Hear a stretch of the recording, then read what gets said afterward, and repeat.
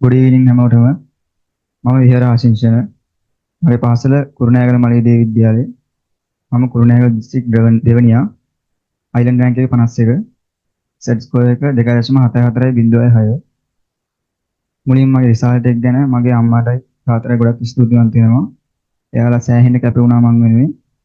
ඉන්පසු මං ස්තුතිවන්ත වෙන්නේ ගුරුවරුන්ට නෙමෙයි අමිල සර්ට.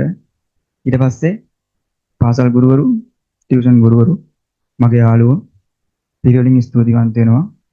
මොකද මං අමිරසව විශේෂ කර දැක්ුවේ අමිරසව මට ගුරුවරයෙක් විතරක් නෙමෙයි සහෝදරයෙක්, සමහරවිට තාත්තා කෙනෙක්.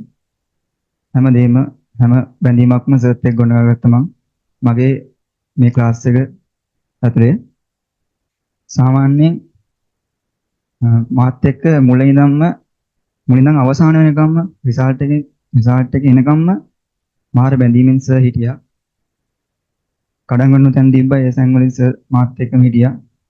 මාත් එක්ක කතා කරා. සාමාන්‍යයෙන් මම එක්සෑම් එකට පෙනී හිටින්න යද්දි කලින් දවසේ මම හිටියම නැති වුණා. ඒ නැති වෙලා දැන් මගේ හිත හදන්න අම්මලා සර් තමයි කතා කරේ. සර් මට කතා කරා මේ හිත කඩාගෙන වැඩක් නැහැ. ඔයා හොඳ රෑන්ක් එකක්. කොහොම හරි මේක කරන්න ඕනේ කියලා මාව සෑහෙන ධෛර්යවත් කරා. ඊට පස්සේ මම එක්සෑම් එක ලියගෙන පළවෙනි දවසේ PO එක තිබ්බේ. PO එකේ මට තේරුණා සෙකන්ඩ් එක කරන්න යද්දිම හොඳ අමාරු ගණක් දීලා තියෙනවා. අමාරු නෙවෙයි වෙලාව යන ගණක් දීලා තියෙනවා අවකලනේ. සාමාන්‍යයෙන් මේක පැය භාගයක් විතර මට ගියා. මම හිතුවේ මට ප්‍රශ්න 5ක් කරගන්න පුළුවන් වෙයි කියලා. ඊට පස්සේ මම කොහොම හරි ඉක්මනින් කරලා ඉවරලා මට අන්තිමට ප්‍රශ්න 6ක් කරගන්න පුළුවන් වුණා. මට දැන් මාර සැටිස් CM ඒ කියන්නේ CM දිනනවා වගේ තමයි මට දැනුනේ. මම ඇවිල්ලා සර්ට කිව්වා සර් හොඳ පේපර් එකක් හම්බුණා. සර්ගේ දක්ෂතාවය මගෙන් පෙන්වන්න පුළුවන් හොඳ පේපර් එකක් මට හම්බුණා සර් කියලා මම කිව්වා සර්ට. මොකද ඒක 100%ම සර් මට දීලා තිබ්බා.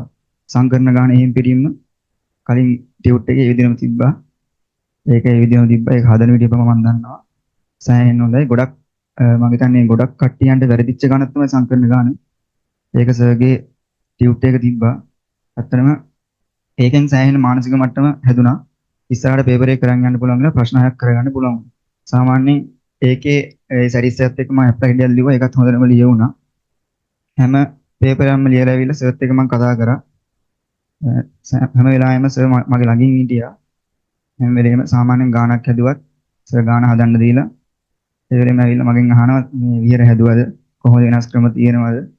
එහෙම ඇවිල්ලා හැමතිස්සෙම අහනවා. ඒ නිසාම මම දන්නවා සර් ගාන දීලා ඉවරලා මගෙන් තමයි අහන්නේ. මයික්මන්ට් හදන්න ඕනේ එක වෙන විදියට හදන්න ඕනේ. තාලුත් ක්‍රම හදා ගන්න ඕනේ. ඔයලා බලන්න තව ටිකක් සෑහෙන ගාන ගැන හිතන්න දුන්නා මට. වෙනස් ක්‍රම වලට හිතන්න දුන්නා.